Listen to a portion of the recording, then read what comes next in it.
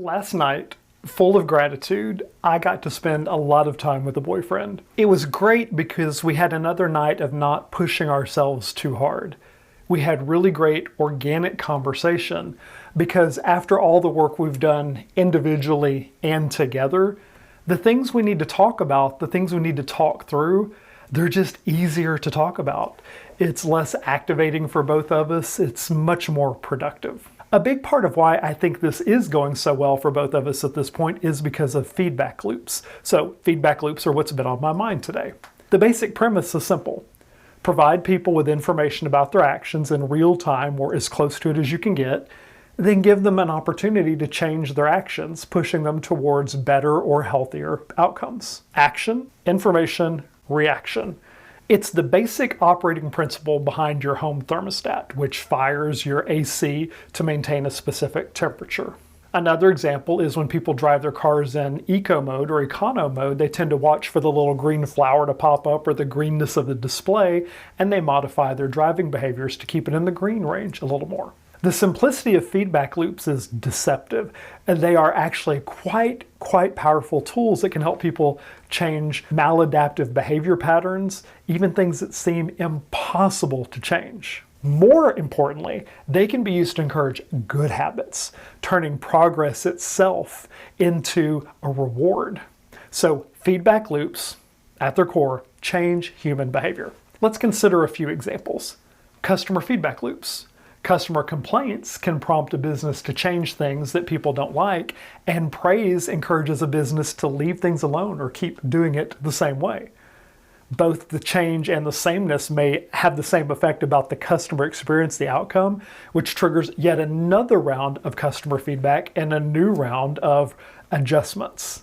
Another example is employee feedback systems. Think about like a job performance review. Corporations experience feedback loop in their customer satisfaction. They also encounter them when they manage people.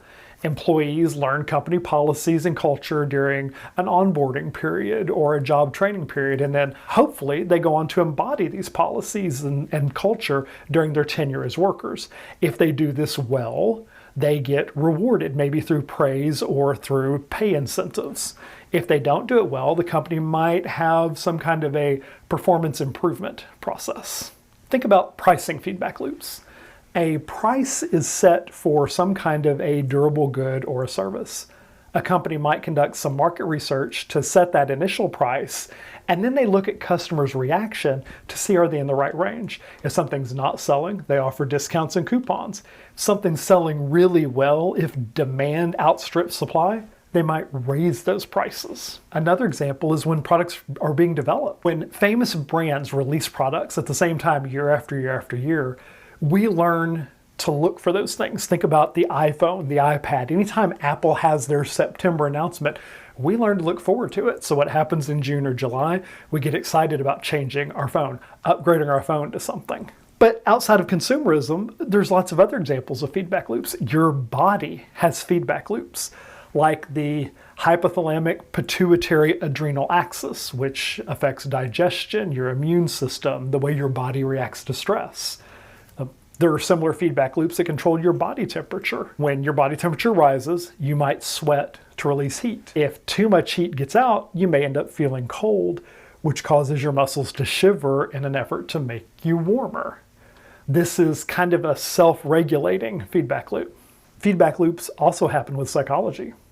For example, depression can begin if you start to isolate yourself or cut yourself off from people. We are, after all, social creatures, and we tend to be happiest and perform at our best when we're connected with other people. So we distance ourselves, especially from people we love, and it can create feelings of sadness and make our depression worse. So even though it was the depression that initially caused us to isolate from others, as that isolation continued, the depression got worse and could get potentially worse still without something to interrupt the feedback loop. That's how this also works with positive aspects of mental health too. Like I said with gratitude yesterday, it's a routine that can be difficult or uncertain at first. But it becomes easier as I notice the positive benefits of acknowledging good things in my life. I see my life as more positive than not positive. And maybe I even express that gratitude. And it feels good to share it. And it feels good to see people receive it. It feels good to see somebody know that they are appreciated. So then I want to do more of it. How do these feedback loops really work? Well, there are 4 stages. The first is evidence and data. You have to have some data points. Then you have to have some relevance or put it in some kind of a context. There's some kind of a consequence, and then it leads to an outcome. Let's think about a very specific example that comes up all the time where I live in the Metroplex because we're always in construction zones. I'm driving down the highway and there's a sign on the road that flashes my current speed.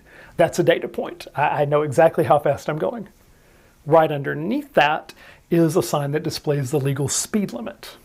So that gives me context. So I have data how fast I'm going, and the context is what is the speed limit. Oftentimes there are postings about consequences, just in case you don't know them.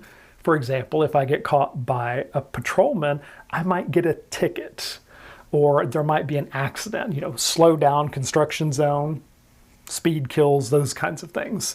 So now I've got the data point, I've got the context, and a possible consequence. So what do? What's my outcome?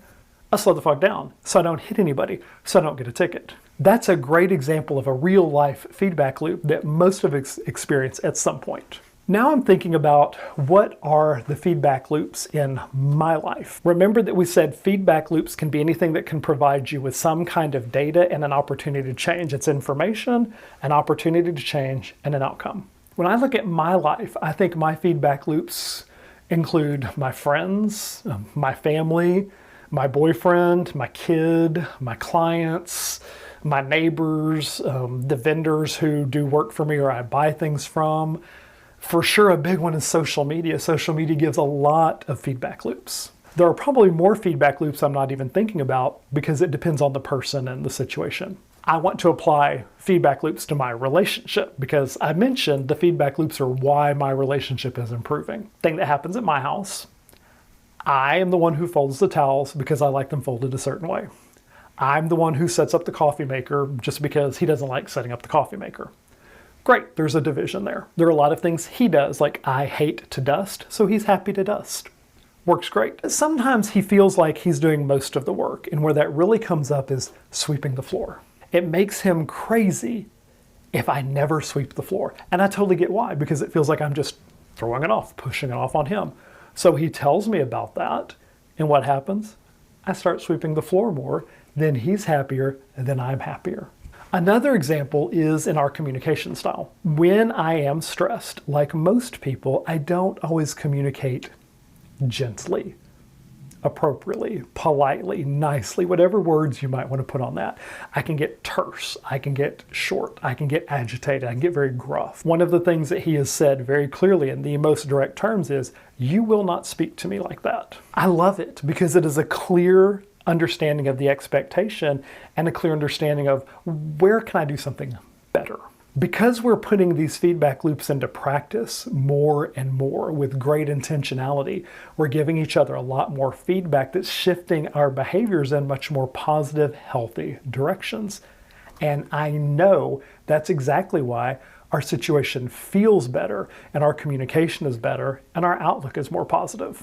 For me in general, I'm just feeling a lot more positive across the board because of a lot of feedback loops. Yes, feedback loops from my boyfriend, but also the feedback loops I'm getting from this process. Even if nobody comments, I can see that I did this thing. I can see it out there. That is in and of itself a feedback loop. But people have commented, they've emailed, they've texted, they've commented actually on the video page itself. And that encourages me to keep going in times where I am scared, when I think I'm fucking it up, when I think this doesn't make any sense outside of my own head. Nobody can relate to this.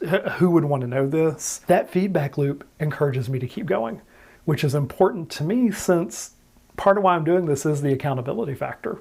And it's also important because a big part of why I'm doing this is to show people they're not alone.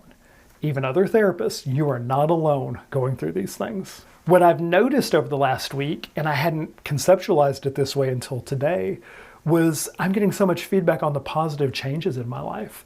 People are telling me that I look happier, I'm smiling more, I'm laughing more, I'm more likely to go out and do something with them, I'm responding to messages faster and with more smiley faces and better emojis.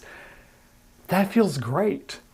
It's also empowering me to look at the things that are working, like these worksheets, these heavy, intensive activities, and it gets me to keep going, to do more and do more and dig deeper, keep getting to that healthier version of me, which I probably wouldn't be doing if I didn't have some kind of feedback loops giving me some encouragement, giving me a reality check. Another way to think about feedback loops is you could also, in some instances, call them boundaries. Like when the boyfriend says, "You will not speak to me like that." That's a boundary. It's an expectation. But I got to tell you, he's also doing me a service by giving me an understanding of what's happening and the space and opportunity to do something better, to better meet his needs, to better meet our needs, to better just meet my own needs about being a kind and generous human. Feedback loops, they're kind of important. So I'm going to be spending some more time thinking about what are all of my feedback loops and what are the ways I can make sure I'm using the healthiest feedback loops possible.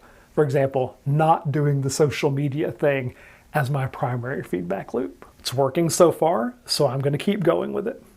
That's where I'm at today. I'll be back tomorrow.